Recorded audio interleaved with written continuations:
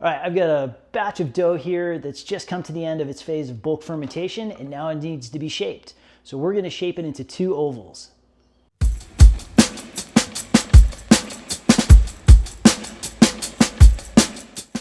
So take a look at this image of this dough about 5 hours ago. So it's pretty much, doubled in volume, at least doubled. It's massive, and it's ready to be shaped. So we're gonna go through the process of shaping into 2 ovals. This is a 800 gram batch, so it's 2 400 gram batches of dough. For the recipe and the instructions on how to mix the dough, stretch and fold the dough, and then go through bulk fermentation, link in the description. This is the do-it-all dough. It's a 75% hydration dough, although you can adjust the hydration to your skill level and environment. It's a great kind of all-purpose dough. You can use it to make ovals, rounds, sandwich bread. It makes great pizza dough, naan bread, sandwich buns. You can even turn into like hot pretzels. So very versatile, do-it-all kind of dough. But we're doing ovals today, and I'm going to weigh the bowl and the dough. My bowl weighs 600 grams. We're just gonna do a little bit of quick basic math.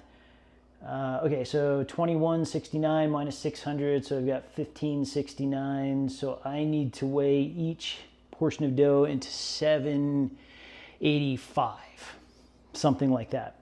You don't have to weigh your dough. You could wing it, you could eyeball it, and that's usually what I do most of the time, but let's make them the same. Bread flour. I'm gonna put just a light sprinkling of bread flour on the surface, and we wanna go super light. This is gonna be our presentation side of our shaped ovals, and we're gonna use gravity to take this dough out of the bowl. We don't wanna rip it out. We wanna kind of maintain all this volume, all this air. It's pillowy, it's fluffy, it's awesome. And I'm just going right in the granite countertop. It's clean. It'll be my work surface. All right. So nice, big, pillowy, massive dough. And the presentation side is now face down on the counter. We're going to cut this thing in half. That should be all the flour that I need. If I end up getting a little bit sticky, I might use a little bit more. If you over flour that side that we just floured, you might end up pulling some of that flour inside the dough as we shape it. And then when you cut your finished, cooked, cooled loaf of bread, you might see those seams of where flour got folded in. And that's not cool. We don't want that. So light on the flour, we can always add more. It's hard to take it away. So we're shooting for a dough size of 785. I'm gonna see if I can, kind of get this, just eyeball it up as close as I can, so I'm not like cutting lots of adjustments here. And we want to be gentle with the dough, but don't be afraid to move it around because we are shaping it. And this one feels way bigger to me, so let's weigh that one. Come on. Oh, gotta zero out the scale, right?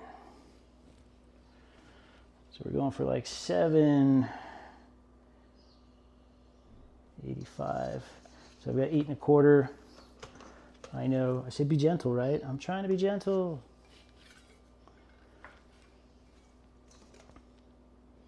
A little more. Cool. This should be all we need to make it equal. All right, so we're going to make an oval, but these don't resemble ovals yet. They feel warm, so there's ambient temperature in here. They're going to expand again once we get them shaped in the basket in the fridge, even though it's cold in there. It'll take a while for the dough to cool off. So we may see like tomorrow or whenever we go to bake these that they've expanded a little bit in the proofing basket. I'm going to go with this one. Let's call this my 12 o'clock side. This will be the 6 o'clock side. I'm going to bring the 12 o'clock side to the middle, and then I'm going to go 6 o'clock side over the 12. And that sticky surface right here is going to help the dough to stick together. We're going to make a 90-degree turn.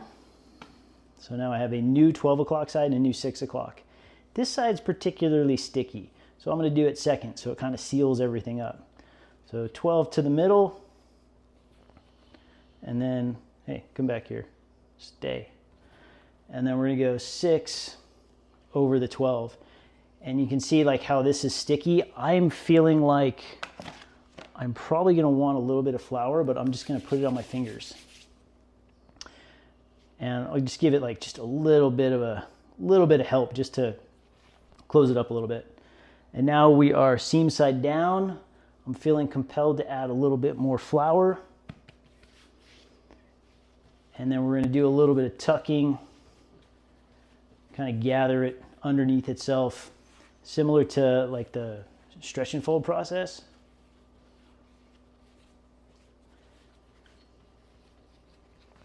We're trying to, create a little bit of tension in the dough, bring it underneath, get it to anchor on itself, and the dough, just the weight of it is going to help to seal that seam underneath it.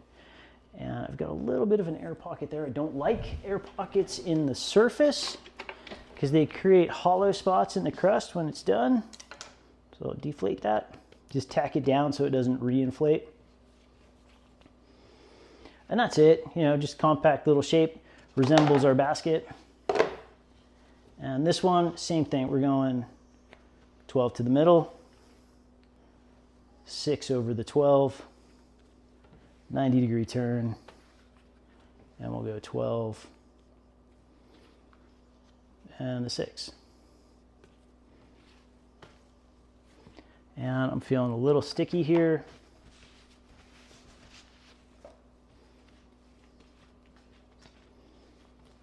Tuck my ends under. We're just really kind of gathering it underneath itself. There's a giant air bubble like right there. Don't want it. Just turn around so you guys can see where I'm going here.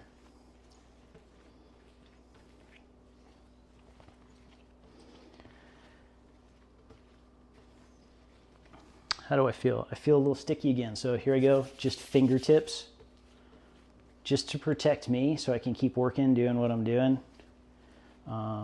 Less is always more. Can't take it away as easily as you can add more. All right, so I'm gonna wash my bowl. And for whatever amount of time that takes, I'm gonna let these guys just sit here and just kind of let their seams seal up underneath them, and then we'll get them loaded into their baskets. Okay, that took me just a few minutes. I did some dishes, here we go. These have been sitting here for maybe 3 minutes, right? Rice flour. This is white rice flour. We're going to use it to coat the surface of our dough. Our dough is going to go upside down into the basket. So imagine dough is upside down in the basket. It's going to go in the fridge. When we go to bake it, we're going to go boom, pop it out. It'll be right side up again. So this is just a proofing basket. It makes it possible so we can go in the fridge to let these guys cold proof. Minimum of 8 hours, maximum of 48, although I have gone 72 with no problem. Why? Why do we want to cold proof them? The major benefit here is schedule. Like you have complete control of your schedule. So you have 2 of these because you always make 2. And you can bake one of these in 8 hours or 16 hours or 24 hours. And then you can bake this one in like 48 hours or 36 hours or whatever. So you just made like 2 days worth of bread if you want to go that way. So that's huge. Just, the freeing up your time and making it so you can bake whenever you want to, when it fits in your day. But beyond that, the cold proofing allows a skin to form, allow the surface of the dough to dry out, which makes it easier to score it, which directs the expansion of the dough as it expands when we bake it. And then while it's cold proofing, it kind of slows down the fermentation process, and it allows enzymatic reactions that make the dough more flavorful and more digestible. So a lot of cool things happening here versus, making a sandwich loaf and it all happens same day on the counter. We're gonna do 2 variations here. I have 2 baskets, I have 2 batches of dough. We're gonna go 1 batch of dough in the bare naked Banneton. The other one, we're going to line it with this 99-cent Walmart, Target, Amazon handkerchief. It's nice and thin and it allows the dough to sit really nice and in contact with the basket. So it takes on a really nice shape and gets some of the texture from the basket. I know these baskets, they come in a 2-pack and they have this liner thing that goes inside it, but the liner has these terrible seams that can leave some really weird imprintations on the dough and then also prevent it from really sitting nicely against the surface of the basket. So I don't like these, so I don't use them. I use this thing. If you want to use the liner, this is great. Rice flour. Why rice flour instead of bread flour? Bread flour will get gummy and sticky, and if you go bare dough in the basket with bread flour, you do risk not getting your dough back out. And I've definitely had some, real slow batches of dough to like, 5 minutes to get it just out of the basket when I want to bake it. So I don't recommend using bread flour in the basket. You can use it with a liner. It's going to leave more flour on the surface of the dough than rice flour. So you are going to have just more of that just kind of flour flavor. It doesn't brush off as easily as the rice flour, and you'll see what I mean when we go to bake these. The rice flour really just brushes off. I fought it for a long time because I always want to have as few ingredients and pieces of equipment as possible, but I've been doing this for a few years now, and there's no going back. The rice flour is too good. Okay, so rice flour, light coating here, and then my dough is going to go presentation side into the rice flour, and then presentation side into the basket. And it fits, kind of perfectly into this little Tupperware. And I'm looking to get rice flour on the surfaces of the dough that are going to be in contact with the basket. So we don't need to do the seam side because it's not going to be touching the basket.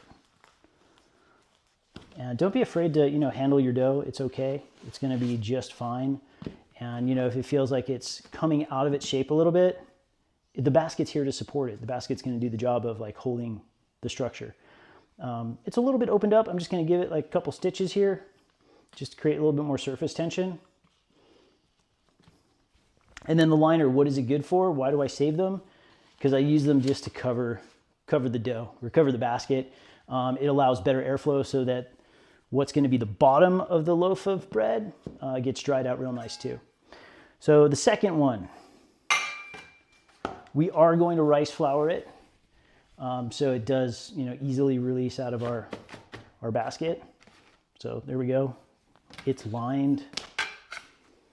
And this guy's going into our rice flour. Same thing, we're just, getting it floured up on the side surfaces that are going to be in contact with our basket. So we're in.